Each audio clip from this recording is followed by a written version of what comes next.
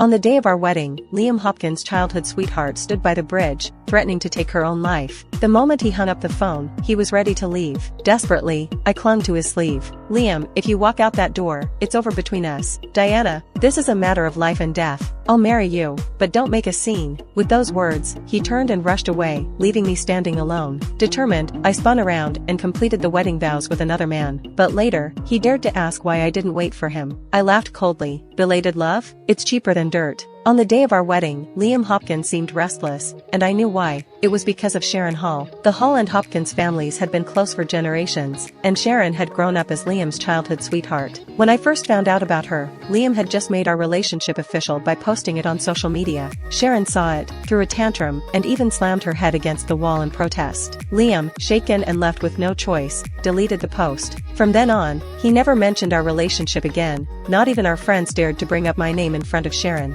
That was when I realized Sharon wasn't just a delicate soul. With her chronic health problems, mounting psychological pressure, and episodes of depression, she weaponized her vulnerability, resorting to threats of self-harm whenever things didn't go her way. When she didn't show up at our wedding, I knew something was wrong. Sure enough, just as I finished getting my makeup done and the officiant announced it was time for the ceremony to begin, Liam's phone rang. It wasn't Sharon on the other end, but the police. Liam's face darkened as he hung up. Sharon standing on the bridge, threatening to jump. "I have to go." My heart sank, but I immediately stopped him. "Don't go. This isn't the first time she's done this. Every time we're together, she stirs up trouble like this. Haven't you had enough?"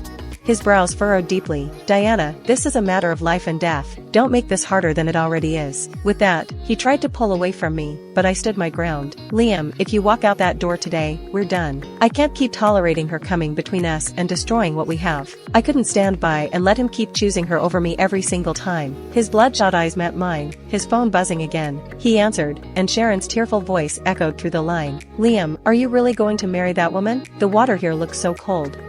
Wait for me. I'll be there soon," he shouted, then ended the call. Turning to me, he said, "Diana, I'll make it up to you." "I'm sorry." With that, he tore away from me and ran out the door. I didn't stop him this time, because I realized that this man was no longer someone I could rely on. The makeup artist beside me looked at me, wide-eyed and stunned. I smiled, straightened my dress, and walked off to find Liam's family.